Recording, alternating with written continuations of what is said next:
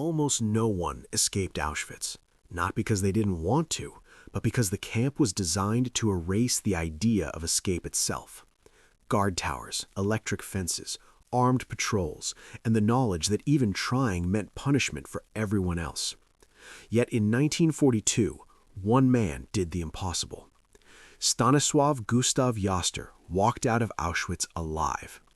But his story doesn't end with freedom, because within a year he vanished, not at the hands of the Nazis, but under suspicion from his own people. And to this day, historians still argue over the same haunting question. Was Stanisław Jaster a hero silenced by paranoia, or a traitor eliminated before he could do more damage? When Jaster arrived at Auschwitz, the camp was already brutal, even before it became synonymous with industrialized death. This was 1940. Auschwitz was still officially labeled a prison camp for Polish political detainees, resistance members, intellectuals, young men accused of helping the underground. But the reality inside was terror. Beatings were random, executions were public, hunger was constant, survival depended on luck, silence, and obedience.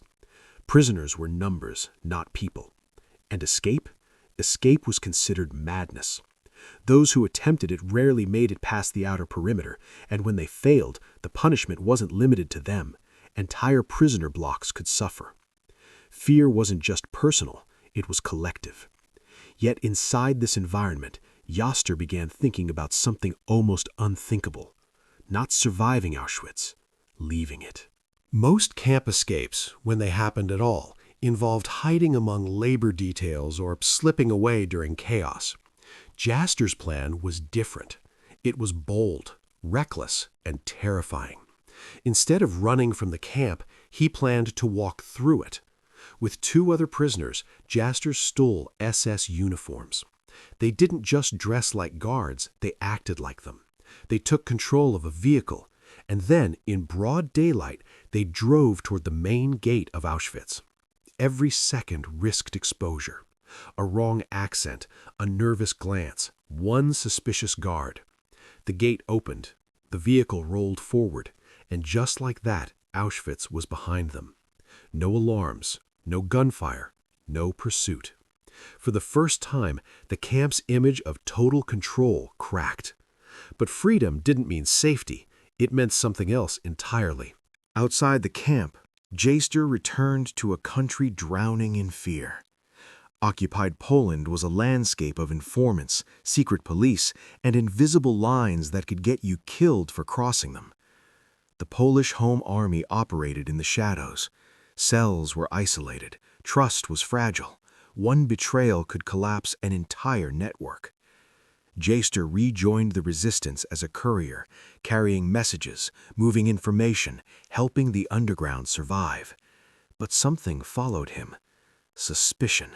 Because people started asking a dangerous question.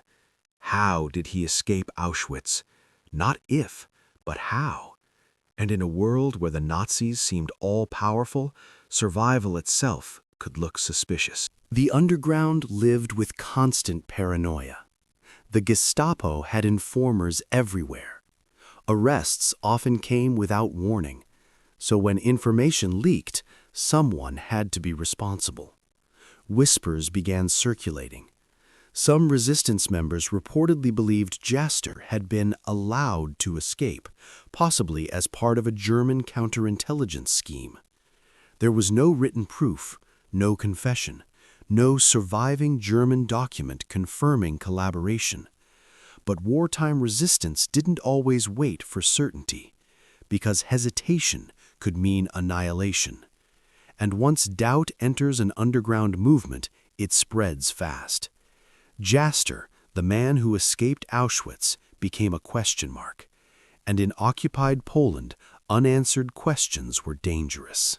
In 1943, Jaster was reportedly summoned to meet fellow resistance members. What happened next is unclear. What is known is this: he was never seen again. No arrest records, no execution site, no grave. Some accounts suggest he was executed by the Polish underground itself, not as punishment, but as a preventative measure. Others argue the accusations were unfounded, fueled by fear rather than facts. History offers no final answer, only silence. After the war, Poland began to remember its heroes. Some names became legends, others became footnotes. Jaster's story landed somewhere in between. Unlike resistance icons whose loyalty was unquestioned, his legacy remained tangled in doubt. Some historians argue he was innocent, a victim of wartime paranoia.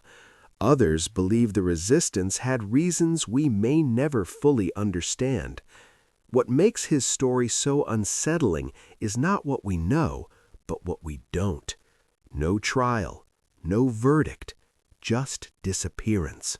Stanisław Gustav Jaster escaped one of the most feared places on earth, but he couldn't escape suspicion.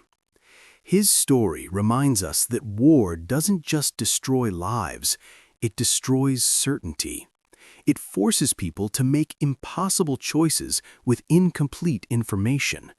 And sometimes, history never tells us who was right, only who survived long enough to be remembered and who didn't.